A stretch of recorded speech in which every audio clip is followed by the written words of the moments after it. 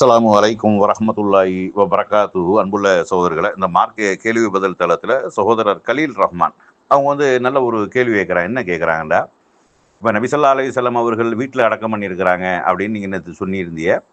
இப்போ நம்மளாம் மௌத்தா போனால் நம்ம வீட்டில் யாரும் நம்மளை அடக்கிறது இல்லை. இப்போ நபி ஸல்லல்லாஹு அலைஹி வஸல்லம் அவர்கள் வாழ்ந்த வீட்டில் அவங்க ஏன் அடக்கம் செய்யப்பட்டாங்க, அவங்க ஏன் பொது மையவாடியில் கொண்டு போய் அடக்கம் செய்யப்படலை, இப்படியான ஒரு கேள்வியை கேட்டிருக்காங்க. அல்லது நம்ம நம்ம நம்ம வீடுகளில் அடக்கம் செய்யப்பட்டுக்கிறலாமா, இந்த ரசூல்லா அவங்க வீட்டில் அடக்கம் செய்யப்பட்டிருக்கிறார்கள் அப்படிங்கிற செய்தி நமக்கு கிடைச்ச உடனே இப்போ நம்ம மூத்தா போனால் நம்ம வீடுகள்லேயே அல்லது நம்ம தோப்பு தோட்டம் துறவு இதுகளில் அடக்கம் செய்யப்படலாமா அப்படிங்கிற ஒரு கேள்வியும் சகோதரர் கலீல் ரோமா கேட்டிருக்கிறாங்க. இது ஒரு நல்ல ஒரு கேள்வி தான். ஆனால் இதில் நம்ம விளங்கி கொள்ளக்கூடிய விஷயம் என்ன அப்படின்னா, இப்போ நபி ஸல்லல்லாஹு அலைஹி வஸல்லம் அவர்கள் மரணம் அடைந்து விட்டதுக்கு அப்புறம் நிறைய அந்த சமுதாயத்தில் கருத்து வேறுபாடுகளும் குழப்பங்களும் பல்வேறு அபிப்பிராயங்களும் நிலவியது. எந்த அளவுக்கெல்லாம் நிலவியது, இதுக்கு என்ன காரணம் அப்படின்னா, அந்த ரசூல்லா மேல் கொண்ட அந்த முஹப்பத்து தான் காரணம். நபி ஸல்லல்லாஹு அலைஹி வஸல்லம் அவர்களை அவ்வளவு உயிருக்கு உயிராக நேசித்த அந்த தோழர்கள் ரசூல்லாவுடைய மரணத்தை ஏற்றுக்கொள்ள முடியாமல் நிலைதடு மாறி போகக்கூடிய அளவுக்கு அவங்களுடைய செயல்பாடு போச்சு. 40வது வயசுல தன்னை நபி என்று பிரகடனப்படுத்தி 13 ஆண்டுகள் மக்காவில் கஷ்டப்பட்டு சிரமப்பட்டு மக்களை இஸ்லாத்தின் பக்கம் அழைத்து மக்காவில் வாழ முடியவில்லை என்றதுக்கு அப்புறம் மதினாவுக்கு ஹிஜ்ரத் செஞ்சு பல்வேறு போர்க்களங்களை சந்தித்து இந்த மக்களை காப்பாற்றி தீனை வளர்த்து இந்த சத்திய கொள்கையை மக்கள் மத்தியில் விட்டு சென்று ரசூலுல்லாஹ் என்ன செய்கிறாங்க, இறுதியாக மரணிக்கிறாங்க. ஆனால் ஆயிஷா ரலியல்லாஹு அவர்கள் வீட்டில் தான் என்ன செய்கிறாங்கன்னா மரணிக்கிறாங்க. ஆயிஷா ரலியல்லாஹு வீடுங்கிறது ரசூலுல்லாஹ்வுடைய வீடு. ரசூலுல்லாஹ் ஒவ்வொரு மனைவிமார்களும் வீடு கொடுத்திருந்தாங்க. ஆயிஷா ரலியல்லாஹு அவர்களுக்கு இந்த மஸ்ஜித் நபவி அதிலேயே தனக்கென்று ஒரு வீடை நியமித்துக் கொண்டார்கள். அதில் தான் அன்னை ஆயிஷா ரலியல்லாஹு அவர்களை வைத்திருந்தார்கள். அப்போ அந்த இடத்துல தான் ரசூல் ஸல்லல்லாஹு அலைஹி வஸல்லம் அவங்க பல நாட்கள் அந்த நோயில் சிரமப்பட்டு, அந்த மரண நோயில் அவதிப்பட்டு சிரமப்பட்டு அந்த நேரத்தில் கூட பல்வேறு உபதேசங்கள் செய்துவிட்டு அன்னை ஆயிஷா ரலியல்லாஹு அவங்க மார்பில் சாய்ந்தவர்களாக நபி ஸல்லல்லாஹு அலைஹி வஸல்லம் அவங்க மரணம் அடைகிறாங்க. இப்போ மரணம் அடைஞ்சிட்டா ரசூல்லா மௌத்தா போயிட்டாங்களா என்பதே பெரிய பிரச்சனை. மௌத்தா போகலைன்னு ஒரு கூட்டம் சொல்கிறாங்க, தூங்கிக்கிட்டு இருக்கிறாங்க, எந்திரிச்சு வந்துடுவாங்க அப்படின்னு சொல்கிறாங்க. அது மாதிரி 2 மரணம் இவங்களுக்கு கொடுக்கப்பட்டிருக்குது அப்படின்னு சொல்கிறாங்க. இப்படி அது பல்வேறு சர்ச்சைகளை என்ன செய்யுது, கிளப்புது. யார் நம்ம உமர் ரலியல்லாஹு அவங்க ரசூலுல்லாஹ் மௌத்தா போயிட்டாங்கன்னு யாராவது சொன்னால் அவங்க என் வாளுக்கு இரையாகுவார்கள் அப்படிங்கிற அளவுக்கு என்ன செய்கிறாங்க, வீர தீரமாக கையில் வாளை வச்சுக்கிட்டு நிற்கிறாங்க. அப்போ அபூபக்கர் சித்திக் ரலியல்லாஹு அவர்கள் மதீனாவில் இல்லை. ரசூலுல்லாஹ் மௌத்தா போகக்கூடிய அந்த நேரத்தில் மதீனாவில் இல்லை, பக்கத்தில் இருக்கக்கூடிய ஒரு கிராமத்தில் தங்கி இருக்கிறாங்க. இப்போ ரசூலுல்லாஹ்வுடைய மரண செய்தியை கேட்டு அபூபக்கர் சித்திக் ரலியல்லாஹு அவங்க என்ன செய்கிறாங்க, அந்த சபைக்கு வர்றாங்க. ரசூலுல்லாஹ் போர்வையால் போர்த்தப்பட்டிருக்கிறாங்க. போர்வையை திறந்து நெத்தியில முத்தமிட்டுட்டு அந்த மக்களுக்கு உபதேசம் பண்றாங்க. ரசூலுல்லாஹ் மௌத்தா போயிட்டார்கள் என்பதை உறுதிப்படுத்தக்கூடிய பல விஷயங்கள் குர்ஆன் வசனங்களை எல்லாம் சொல்றாங்க. இன்னக மையத்துன் வ இன்னஹு மையத்துன், நபியே நீங்களும் மரணிக்கக்கூடியவர்கள் தான், அவர்களும் மரணிக்கக்கூடியவர்கள் தான் என்று சொல்லக்கூடிய அந்த குர்ஆன் வசனத்தை சொல்றாங்க. அது மாதிரி உஹது போர்க்களத்தில் அருளப்பட்ட அந்த வசனங்களை சொல்றாங்க. வமா முஹம்மதுன் இல்லா ரசூல் கது ஹலத் மின் கபலிஹிமுர் ருசுல், நபியே நீங்கள் முகமதே இது தூதரை தவிர வேறு இல்லை, முகமது தூதரை தவிர வேறு இல்லை, இதற்கு முன்னாடி எத்தனையோ தூதர்கள் சென்று விட்டார்கள், இந்த முகமது அவர்கள் கொல்லப்பட்டு விட்டால் அல்லது மரணித்து விட்டால் நீங்கள் வந்த வழியே திரும்பி சென்று விடுவீர்களா என்று அந்த வசனத்தை சொல்றாங்க. இப்படி அந்த மக்களுக்கு உபதேசம் என்று இறுதியாக ஒரு செய்தியை சொல்றாங்க. என்ன சொல்றாங்க அப்படின்னா, மன்கான யஅபுது முஹம்மதன் இன்ன முஹம்மதன் கது மாத், அதாவது இந்த முகம்மதை வணங்கக்கூடியவர்கள் யாராக இருந்தாலும் அறிந்து கொள்ளுங்கள், முகம்மது அவர்கள் மௌத்தா போயிட்டாங்க.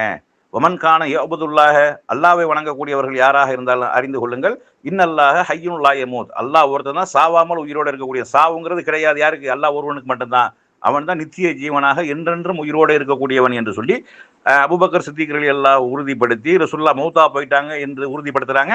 அதுக்கப்புறம் உமர் ரலியல்லாஹு அவங்களுடைய கையில் இருந்த வாள் கீழே விழுகுது. அந்த அவங்க சொன்ன குர்ஆன் வசனங்களை எல்லாம் அவங்க திரும்ப திரும்ப ஓதுறாங்க. ரசூலுல்லாஹ் மௌத்தா போயிட்டார்கள் என்று முடிவாயிருச்சு. சரி, மௌத்தா போயிட்டாங்கன்னா எங்க அடக்கம் செய்யறது, அதுல பெரிய சர்ச்சை.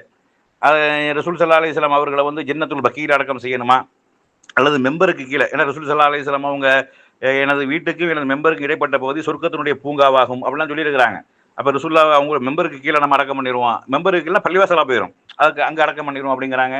சில பேர் ஜன்னத்துல் பக்கீல அடக்கம் பண்ணுவோம், இப்படின்னு பல கருத்து வேறுபாடுகள் கொண்டிருக்கக்கூடிய நேரத்தில் தான் அபூபக்கர் சித்திக் ரலியல்லாஹு அவர்கள் ரசூல் ஸல்லல்லாஹு அலைஹி வஸல்லம் அவர்கள் சொல்ல நான் கேட்டிருக்கிறேன்.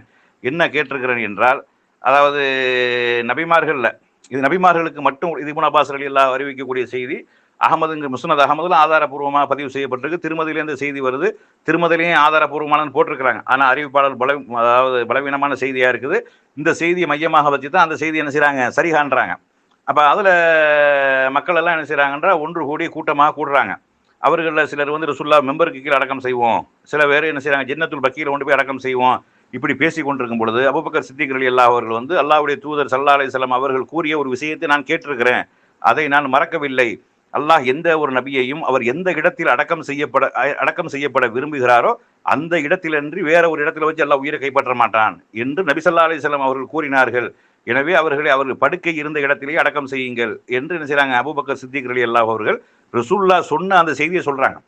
அல்லாஹ் எந்த ஒரு நபியை மரணிக்க செய்வதாக இருந்தாலும் எந்த இடத்தில் அடக்கம் செய்யப்பட வேண்டுமோ அந்த இடத்துல வச்சு தான் என்ன செய்வான், அல்லாஹ் மரணிக்க செய்வான்.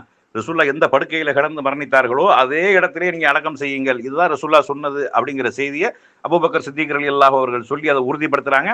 அந்த மக்கள் ஏற்றுக்கொள்றாங்க. அதுக்கப்புறம் அவங்கள குளிப்பாட்டக்கூடிய கஃனிடக்கூடிய விஷயங்கள் நடக்குது. அதுபோக ஆட்சி தலைவரை தேர்ந்தெடுக்கக்கூடிய ஒரு பொறுப்பும் இருக்குது. ஆட்சி தலைவர் யாரை தேர்ந்தெடுக்க, ஆட்சி தலைமையின் கீழ் தான் என்ன செய்யணும், அந்த ரசூலுல்லாஹ் மௌத்தா போயிட்டாங்க, ரசூலுல்லாஹ் கொண்டு போய் அடக்கம் பண்ண முன்னாடி இந்த சாம்ராஜ்யத்தை ஆட்சி செய்யக்கூடிய நபி ஸல்லல்லாஹு அலைஹி வஸல்லம் அவர்கள் இருக்கக்கூடிய இடத்துல நபியாகவும் இருந்தார்கள், ஆட்சி தலைவராகவும் இருந்தார்கள். இனிமேல் ரசூலுல்லாஹ்வுடைய மரணத்திற்கு அப்புறம் நபி யாரும் வர முடியாது.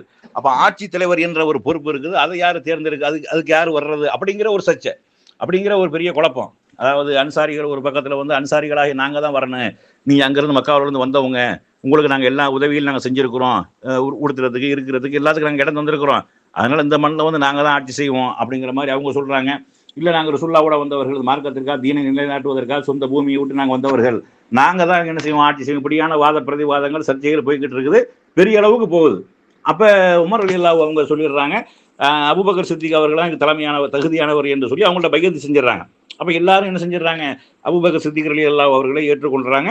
ஏற்றுக்கொண்டு அவர்களே ஆட்சி தலைவராக ரசூலுல்லாஹ்வுக்கு பின்னாடி கலிஃபத்து ரசூலுல்லாஹ்வுக்கு பின்னாடி ஒரு ஆட்சியாளராக அபூபக்கர் சித்திக் ரலியல்லாஹு அவர்கள் ஒரு மனதாக என்ன செஞ்சாங்க, தேர்ந்தெடுக்கப்பட்டு அதுக்கப்புறம் தான் ரசூல் ஸல்லல்லாஹு அலைஹி வஸல்லம் ஏறக்குறைய 3 நாள் கழித்து அடக்கம் செய்யப்படுறாங்க.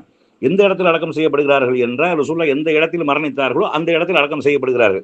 இது ஏன் அப்படி அடக்கம் செய்யப்பட்டார்கள் என்றால், அல்லாஹ் நபிமார்களுடைய உயிரை எந்த இடத்துல கைப்பற்றானோ அந்த இடத்துல தான் அவர்கள் அடக்கம் செய்யப்பட வேண்டும் என்பதற்காகத்தான் அல்லாஹ் அந்த இடத்துல கைப்பற்றான் என்று சொல்லி அபூபக்கர் சித்திக் ரலியல்லாஹு அவர்களுடைய அந்த ரசூலுல்லாஹ் சொன்ன செய்தியை சொன்னதின் அடிப்படையில் ரசூல் ஸல்லல்லாஹு அலைஹி வஸல்லம் அவர்கள் ஜன்னத்துல் பக்கீல தான் என்ன செஞ்சாங்க, அடக்கம் செய்யப்பட்டாங்க.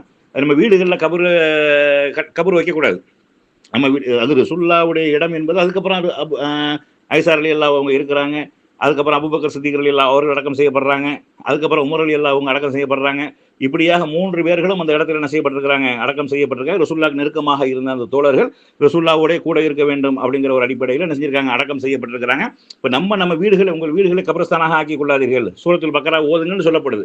அப்போ குர்ஆன் ஓதக்கூடிய இடமாக என்ன செய்யணும், இருக்க வேண்டும். கபரில் குர்ஆன் ஓதக்கூடாது. அப்போ வீடுகளில் அடக்கம் செய்வதற்கு அனுமதி கிடையாது. பொது மையவாடி ஜன்னத்துல் பக்கீ என்று சொல்லக்கூடிய பொது மையவாடி ரசூலுல்லாஹ் ஏற்படுத்தியிருந்தாங்க. அங்க என்ன செஞ்சிருந்தாங்க, அங்கதான் எல்லா சஹாபாக்கள் ஆயிஷா ரலியல்லாஹு உட்பட எல்லாரும் அங்கதான் அடக்கம் செய்யப்பட்டிருக்கிறாங்க. அந்த அடிப்படையில் பொது மைய ஊரில் இருக்கக்கூடிய பொதுவாக மனிதர்கள் மரணித்தால் அடக்கம் செய்யக்கூடிய பொது மையவாடிகளில் தான் அடக்கம் செய்யப்பட வேண்டும். இங்கே ரசூலுல்லாஹ் ஏற்கனவே அடக்கம் செய்யப்பட்டு விட்டார்கள் என்ற காரணத்தினால அதுக்கு அடுத்து தொடர்ச்சியாக 2 பேர் என்ன செஞ்சாங்க, அடக்கம் செய்யப்பட்டார்கள் அப்படிங்கிற செய்தியை நம்ம பார்க்கணும். நபிமார்கள் எந்த இடத்துல மரணிக்கிறார்களோ அவர்கள் அதே இடத்துல தான் அடக்கம் செய்யப்பட வேண்டும் என்பதுதான் அல்லாஹ்வுடைய கட்டளை, உத்தரவு என்பதை விளங்கிக் கொள்ளணும். இது அபூபக்கர் சித்திக் ரலியல்லாஹு அவர்கள் தெளிவுபடுத்த, மக்கள் கருத்து வேறுபாடுல இருக்கக்கூடிய நேரத்திலையும் அவர்கள் தெளிவுபடுத்தினதன் அடிப்படையில் ரசூலுல்லாஹ் அங்கேயே அவர்கள் அடக்கம் செய்யப்பட்டார்கள் அப்படிங்கிற செய்தியை நம்ம என்ன செய்யணும், கூடுதலாக விளங்கிக் கொள்ள வேண்டும்.